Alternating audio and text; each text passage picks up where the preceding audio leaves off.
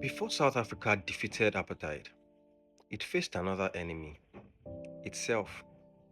In the 1980s, the struggle for liberation was not only black versus white, it was the African National Congress versus the Inkatha Freedom Party.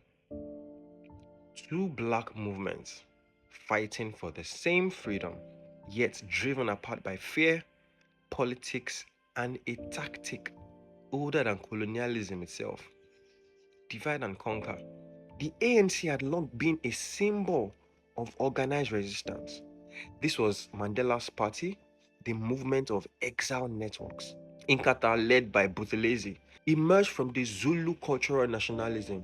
Originally, both movements cooperated. Inkatha even worked with the ANC in the early years.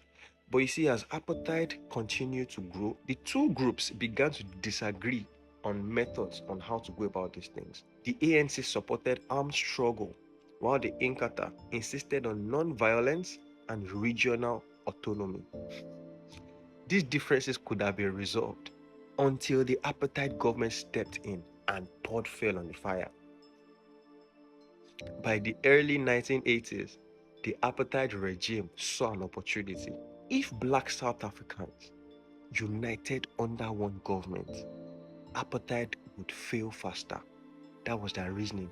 So what did the government do? They secretly backed Inkatha with money, training, and weapons. The same strategy.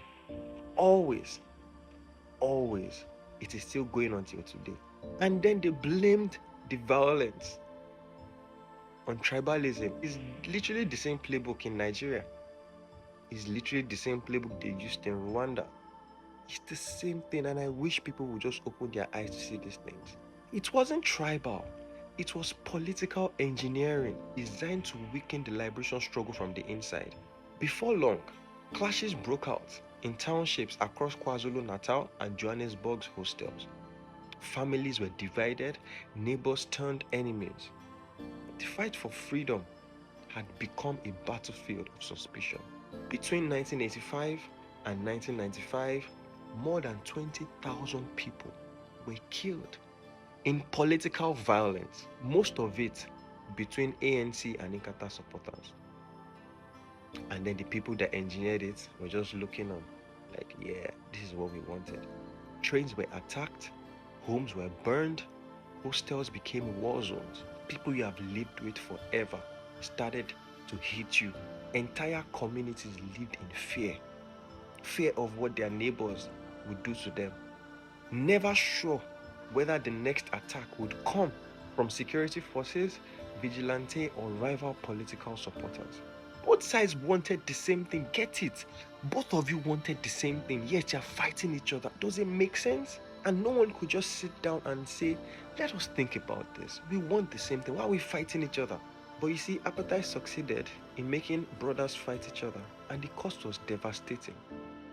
When apartheid finally fell and democracy arrived in 1994, the violence did not magically disappear, but South Africa learned something crucial. Oppression survives by dividing the oppressed. It's a simple method that has worked for years. The rivalry between the ANC and the Inkatha became a warning for all African nations.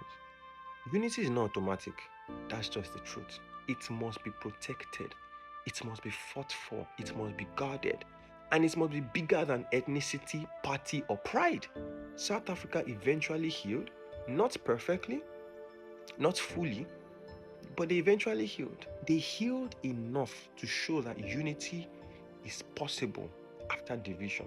It was enough to teach the continent a painful truth. Freedom collapses when unity does. It's as simple as that. If you want freedom, you have to come together to fight for your freedom. That's the emphasis I've been pointing out throughout all these videos. Unity is essential. Unity is essential. There are people who will tell you Africa is divided into so many ethnic tribes. Africa is fragmented. They are true. But you see, the whole essence of unity is to bring two separate entities together to fight for something, a united vision, If we see things the same way, then we don't need to unite because we are already united. So the excuse of a fragmented Africa does not hold water, because when unity comes, all that is going to be done away with. But if we don't want unity, we're not going to get it. It's as simple as that. It's as simple as that.